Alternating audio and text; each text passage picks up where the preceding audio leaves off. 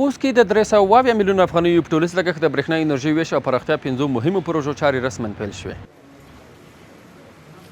د افغانستان برېښنا شرکت له لوري هیواد کې د برېښنا شبکو غځونې متوازنې پراختیا په دوام دا ځل خوست ولایت کې د 320 میلیونو افغانیو په ټولیز لګښت د برېښنا 5 پراختیایي پروژو چارو پیل پرانیسته وشوه.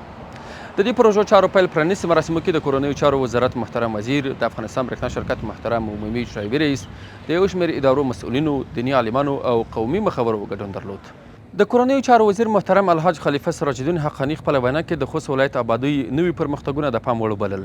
او د ملي پراختیا او ودې په هدف یې پر ملي پانګوالو غږ وکړ څو خپل هیواد کې پانګونې پراخې کړي. تاسو ملي تجاران چې کوم دي خارج کې مشتي زه دوی ته تسلي ورکوم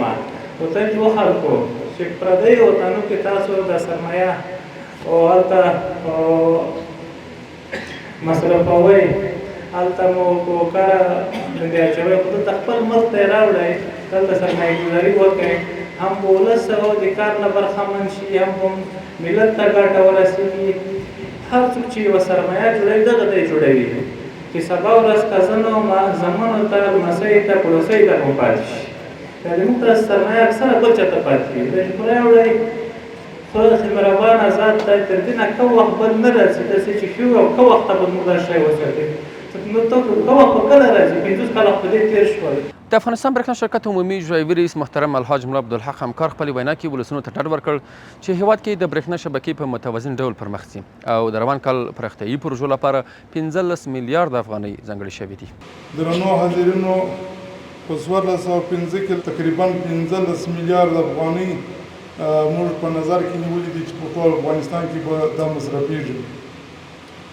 په عین وخت کې موږ د خصوصي پانګونې د جذب او د کورني انرژي د سرچینو اوبو، لمر، باد، ګاز، ډبرو سکرو او نورو سرچینو څخه د برېښنا تولید د زیاتوالي جدي تمرکز لرو. څو پر وارداتي برېښنا لله الحمد دا د هېواد د آبادۍ دپاره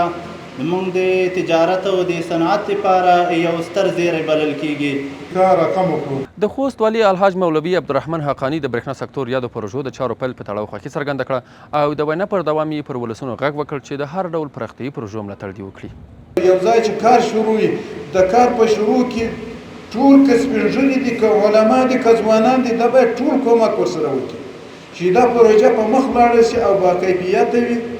او داسې پروژه وي چې هغه د آیندې لپاره خلک دعا ورته وکړي. د افغانستان برېښنا شرکت له پراختیایي پلان سره سم په ملي کچه د برېښنا سکتور پراختیایي پروژې په متوازن ډول پرمخ وړي